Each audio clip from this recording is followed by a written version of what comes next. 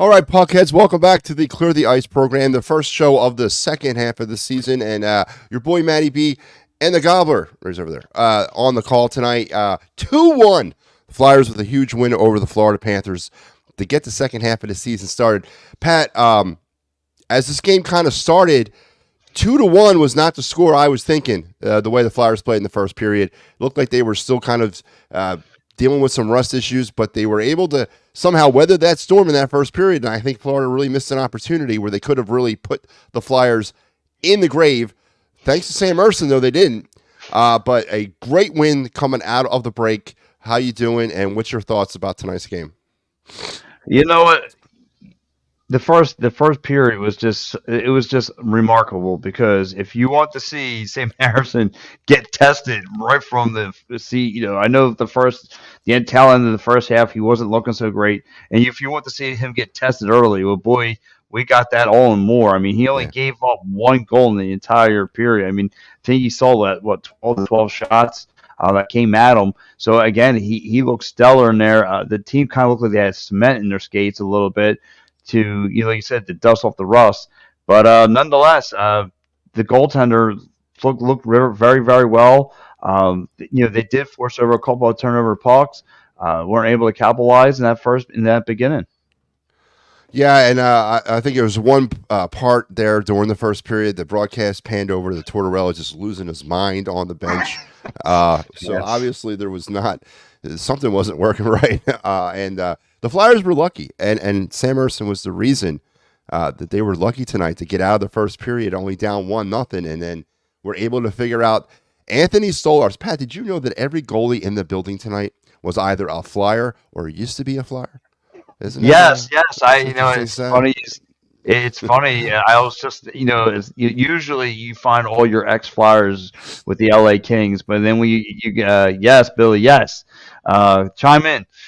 So yeah, you usually find out, those LA Kings usually have all the ex-Flyers, but no, I didn't realize there were so many down the South Beach. I mean, Anthony Stolarz, you had Nick Cousins out there, and just the other backup goaltender, Big Braz. So yeah, it's remarkable. It is remarkable, but Stolarz wasn't really tested much in that first period, but the Flyers were able to kind of get to him.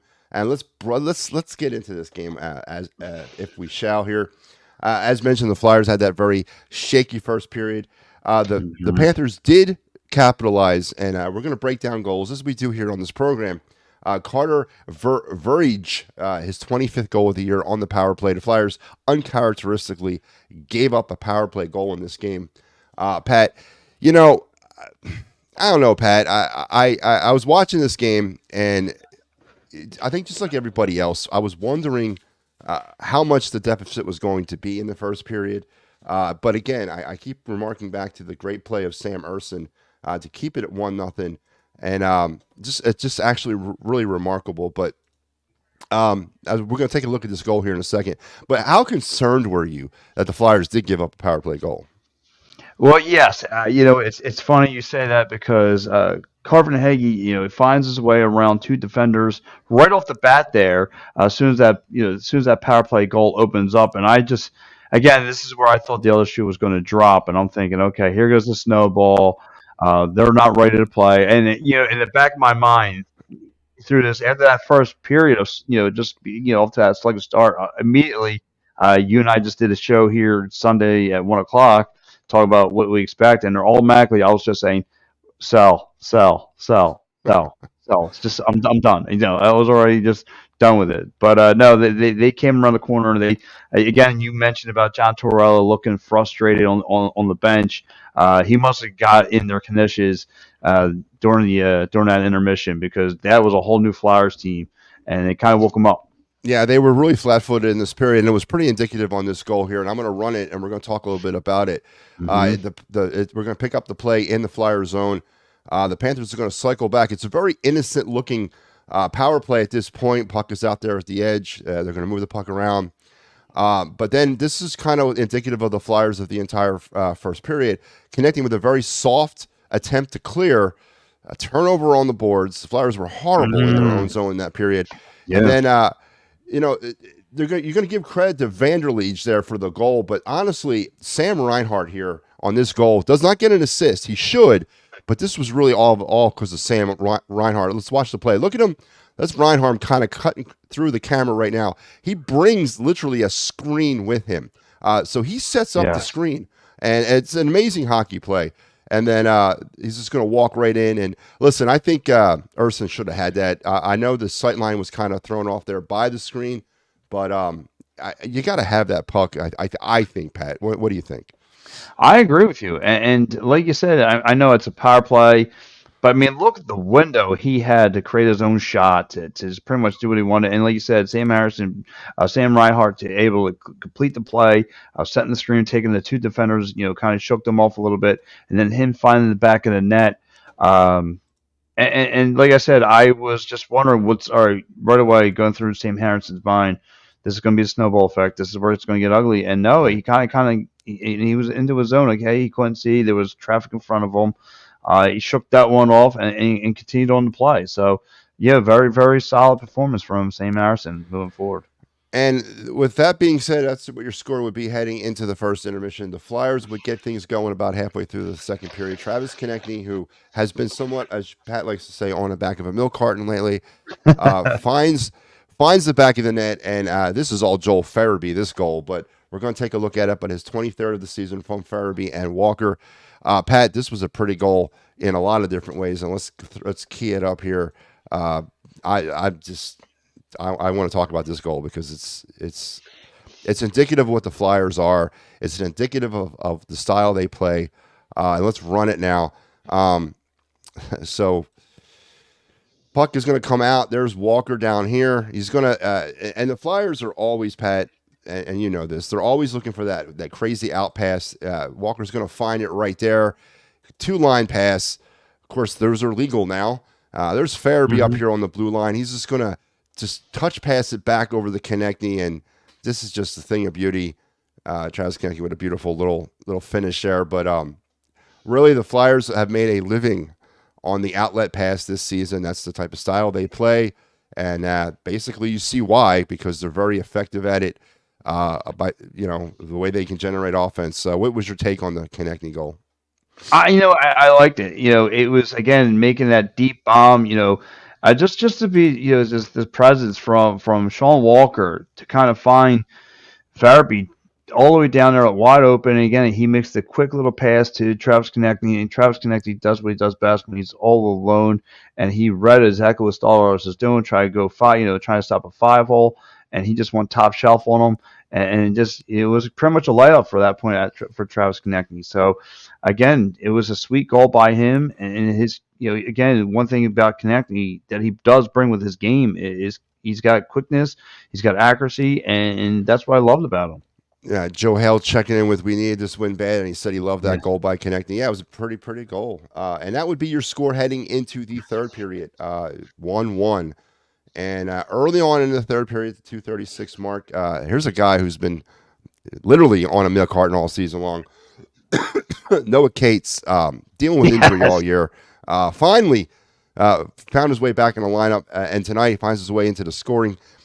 This was an interesting goal for a couple reasons. A couple cardinal rules of hockey were violated, in my opinion, in execution of this goal. We're going to talk about it, but good to see Noah Cates getting on the score sheet tonight. But let's key it up here. All right, so it's going to be dump back in, dump out down the Flyers, put it in the zone. Stars is going to come out, and so you got Frostling down here, number 42. This is really he should get an assist on this goal too, because this was all him.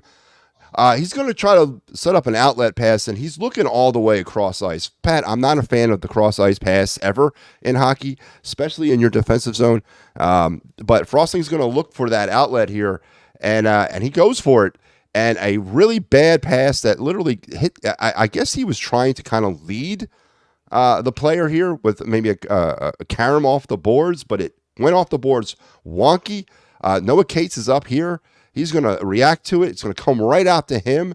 And there's really not much you're going to do here because this is all Cates, but pretty goes in with the body, maintains the puck, and just a Noah Cates goal right there, Pat, for the young Flyer winger to finally get back up on the scoring column.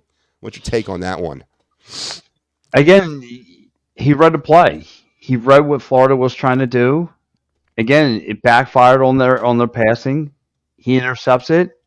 It still looked like Stallard was still trying to figure out like what's going on as he makes that nice little spin and he just finds the back of the net and you can see why there was some flaws during this stretch here. The Flyers picked apart Stallers off of. So I got to give Nolan Cates that. I mean, like I said, that was a pretty sharp goal again for him to read the play that was coming at him and making points again. The Flyers are sitting at that 8 seed, and they're battling now for for a hockey playoff position, and way to get your 2 points. Yep, and then the rest of the way in the third period, it was all Sam Ersson as he stood tall. On the night, Ersson faced 21 shots, made 20 saves, 9.52 save percentage. He gets the win, kind of erasing some of the bad taste in our mouth that he had going into the All-Star break was not good. But tonight, he stood tall and kept the Flyers in the game in the first period. On the Panthers side of things, Anthony Stolarz, 25 shots faced, 2 goals, 23 saves, and 9.20 save percentage on the night for him. Let's take a look at some team stats for both these for tonight's game. The Flyers on the night, once again, living with the shots. They outshoot Florida 25-21. The Flyers were 0 for 1 on the power play, so I don't know if you could take small victories out of the fact that they only. I know there's no victory about not only being on a power play one time, but the power play continues to struggle. It was not a good power play. They couldn't get set up. Those issues continue. Panthers were 1 for 2 on their power play. The Flyers, as I mentioned earlier, gave the puck away 9 times in their zone tonight. They took the puck away 2, and they blocked 22 shots for the night, Pat. Is there anything that stands out in the team stat area, Pat, with you? Obviously, the power play continues to be an issue. Shorthanded was not great tonight. It did give up a shorthanded goal, but once again, 22 blocked shots, Pat. What stands out for you in the team stat department for the Flyers?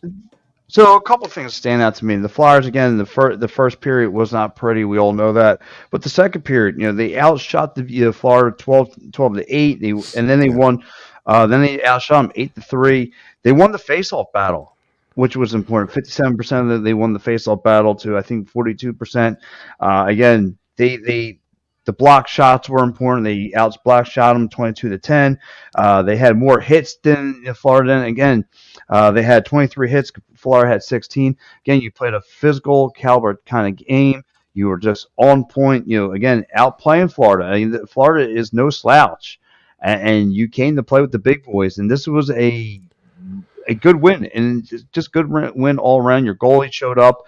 Your guys, like I said, slow start. Your coach got in your butt about it. They came out, they made their adjustments, and they took care of business. Yeah, big win, huge win. I don't think anyone has thought of that coming out of the break. The Flyers. I mean, I was looking at this game as a loss. I was looking at 6 straight losses. Maybe we get it right against Winnipeg, but yeah, I mean, it's a huge win, and especially as you said, the way this thing kind of came together tonight. It was they were getting skated off the ice for the entire first period, but yeah, hey, I guess Sam Ersson does deserve an opportunity to be the starter. Yes. We'll see. All right. Yes. Let's take a look at some season stats now for the Flyers. 26, 19, and 6 now, Pat, on the year for 58 points through 51 games, 21 for 158 on the power play, 13%. They're at 135 for 158 shorthanded for 85%. The Flyers have now scored 145 goals, given up 147. They're getting outscored 2.8% to 2.9%. On the season, the Flyers have 1,711 shots, and they've given up 1,434. They are outshooting their opponents 36-28 per game. 313 takeaways and 262 giveaways for 6.1 and 5.1 respectively. And they blocked 907 shots for a 18-shot total for the season, a game. So there's some team stats for you, Pat. I'm interested as we're going to continue through this, but the power play. We talked about it in the midseason check-in show. If the power play was anything resembling an NHL power play, we would be in a lot better position than we are in. Is this team a legitimate team with just the way the power play is? Let's look at it that way. Is this a legitimate playoff team with how bad the power play is? It's crazy because this is, you're on the power play. This is where, again, if you had a real significant superstar, he would be lighting the lamp. That's what they do. And, and look, I know, and Flyer fans might get on me for this, and I love Mike Konechny. I really got to meet the guy, but he's a B plus player at best. And look, I mean, these guys, and it is what it is. He's a great player, all that. But if he was on a legit NHL contender team, he may be on the second line, second Yeah. and third line. Let's keep it a bean here. But I mean, I'm not going to shy. So to answer your question, that's what's going to hurt this team moving forward. If you want to hang with the big boys, you want to hang with the Rangers and the Bostons of the world, and you're going to need to score on power plays. That's going to be legit. Anytime you have an advantage on those teams, you have to find the back of net. It's great. I mean, you're lucky. Your shorthanded goals are making up for your dividends here. It's paying the way for these long drastic power play goals, but you have to start capitalizing now. Now this is something that should have been worked on your little break. Anytime you can, you guys have to come better. I don't know if you want to judge Tortorella for not having something for that, or if it's the power play specialist, goalie coach for that. Something needs to give here. You have to start putting away some power play goals. Yeah, I agree. It's definitely something that's going to be lingering, an epitaph of the season. So, Joe asks, when is the NHL trade deadline? 4 p.m. Eastern time on March the 8th, Joe. That is when the NHL trading deadline for this season is. So we'll see how the Flyers go with that. Let's Yes, take a look. Go ahead. no, and if you guys don't know, go to Edge of Philly Sports YouTube, go to the community section, and you can vote. And I think for the first time, there are Edge of Philly Sports fans that are listening to Pat from Ambler because they asked, what should this team do? And I highlighted, get a goalie. And there's the options, get a goalie, get a forward, get a defenseman, or just sell. So you do have those options. And leading the votes over, I think, 200 votes now, are leading getting a goalie. So I think the Flyer fans don't want to see this season go away, not just yet. Yeah, whatever. All right, let's go to our 3 Flyers stars of the night. Pat's going to have an opportunity to jump in here with me for the first time this season. He's going to do it with me. Let's key up the music.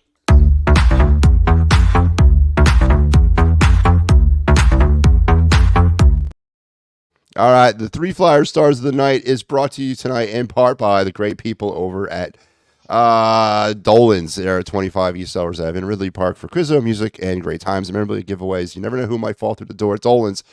Pat, I'm going to start off with my 3 Flyer stars of the evening, going with my 3rd star. I mentioned it in the goal, the Flyers' first goal of the night. Joel Farabee, a beautiful touch pass.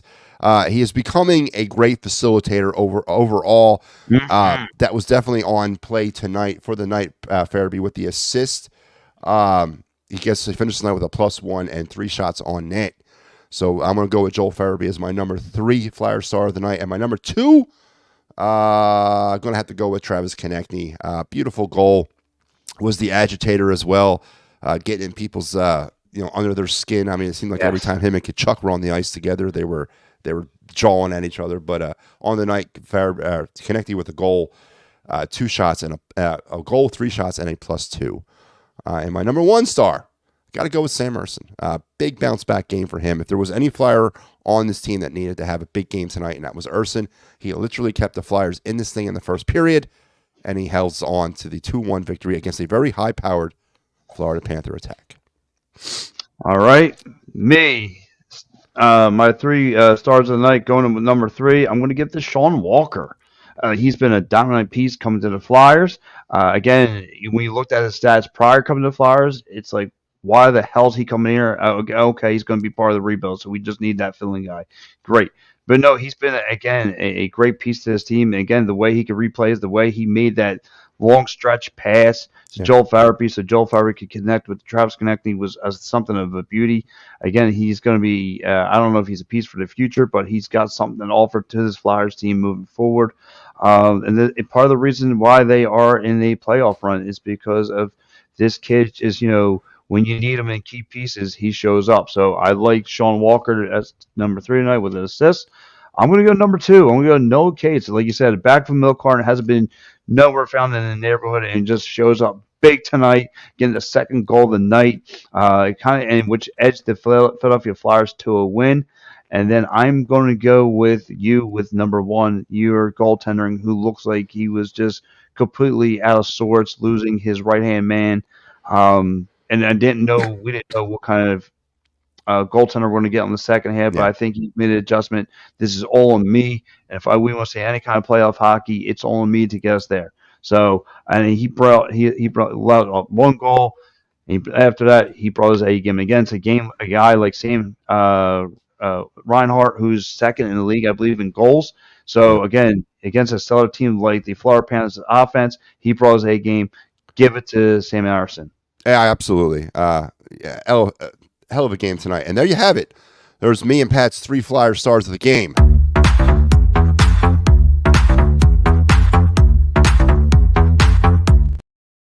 I made that. Whole thing, I built that myself. That was like my first time doing something like that. Really? So, yeah. Pretty just. I mean, anymore with that porn music, I think I was going to lose my jeans. Well, but I got the copyright stuff, Pat. Listen, I'm not Mike, Pat. Just relax, all right? Stay on your side of the screen, man. All right. Yes. All right. Don't forget, here on the Clear the Ice, we got you covered for the rest of the week. The Flyers will be back home on Thursday night, and me and Al are on call.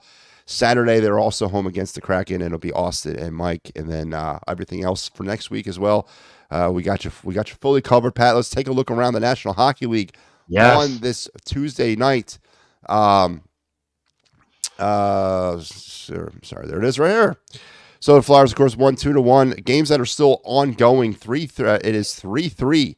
Avalanche and Devils. They are coming down the stretch in the third period at 10 o'clock, or just underway now. It's Edmonton and Las Vegas. Games that are final: 4-1 Flames over the Bruins.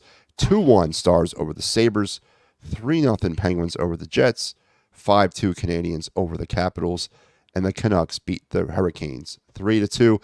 And seeing how now it's past the All-Star break, Pat, I can do this with a clear conscience now. Let's take a look at the standings, because I'm not a big fan of doing that unless it, of course, is relevant, and it's relevant now. Pat, we are here. We've arrived. We've arrived.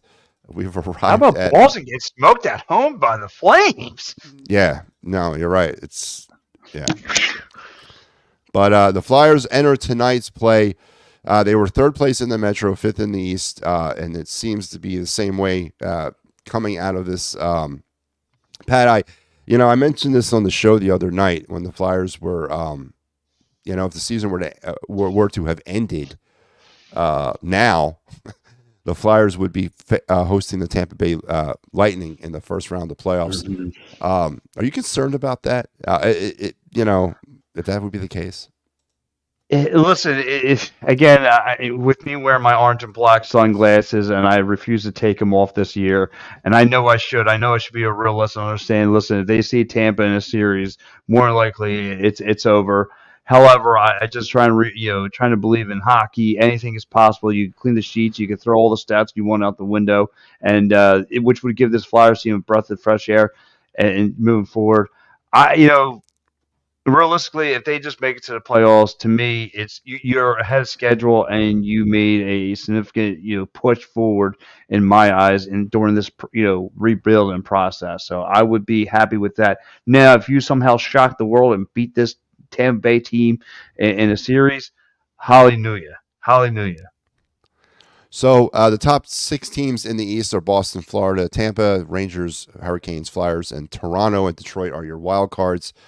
In the West, it's Colorado, Dallas, Winnipeg, Vancouver, Vegas, Edmonton, and St. Louis and LA are your wild cards out there. Flyers are currently still third there in the East, or in the Metro, just 3 points behind the Hurricanes and about 8 points behind the Rangers in the Metro. So Flyers were about 1 point behind them at one point, but you know what? Things happen.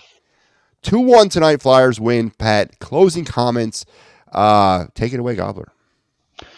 All right, Flyers win today, 2-1. Again, way to get get right game. Kind of want to shake the cobwebs a little bit. Obviously, the coach got in their butts and say, "Hey, wake up, get the dust off. Now, start playing some real hockey. Again, you've seen forced turnovers.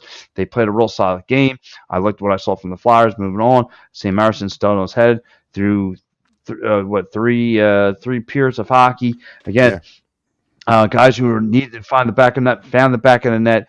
That's what was important. Now let's see if they can carry that momentum going in Thursday night. Again, the schedule gets not easier; it only gets harder from here on out. And let's see if this team can make a push moving forward to a playoff spot. So does Cal Peterson get to start Thursday, or do they go I back hope with not. Erson? I think it's if it was a back-to-back, Cal Pearson would have got it. I think they're going to ride Sam out. It's a game every other day. Sam should be able to play the rest of the week. So you think that's what the workload's going to be, is that because there's no, and that's one of the problems they're going to have moving down the stretches. There's not a 1A 1B now. It's a starter and a backup, and Yes. and are they going to have to revert back to that mid 90s way of running their goaltenders? The question is, can Sam Erson handle that workload as a starter, not a 1B, but a starter? And it's a different thing here. Yeah. I think that's going to be, because we saw how he kind of ran out of gas there at the end of the first half. Can he endure being like the guy? And that's, hey, it is what it is, and this is the opportunity he needed. So tonight kind of spoke volumes to me. What again, and I don't want to get too much into this, but Carhart not being there, I think through that whole locker room, all sorts. Like that was our guy, that was our buddy. All that's fun stuff, and they're missing her. And it kind of looked like it put a down look on the. You could see the locker room problems were carried over on the ice, and they couldn't get themselves right. But I think they now made the adjustment, saying, "Hey, listen, he's got to go take care of him and let him handle his business.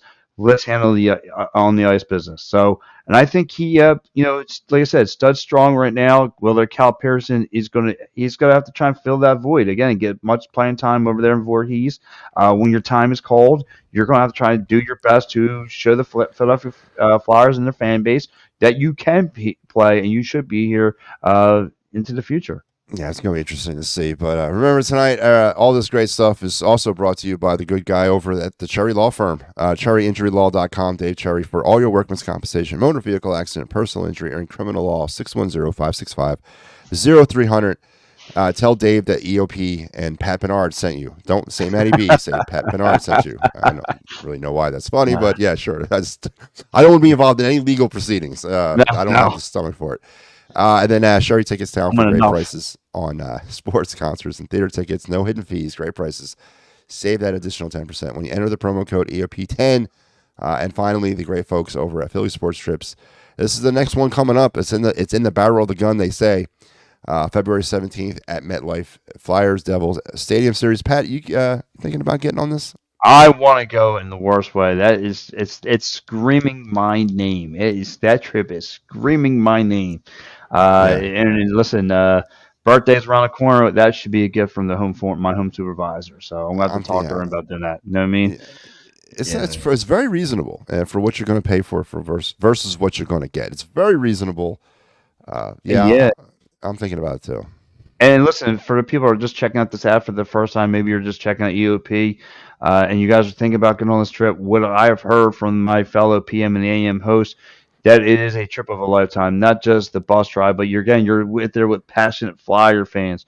You're not in it, and you guys are eating and drinking and have a great time. This is the trip for you guys. This is what you want to make, a great time with. Maybe with a loved one, maybe with a buddy.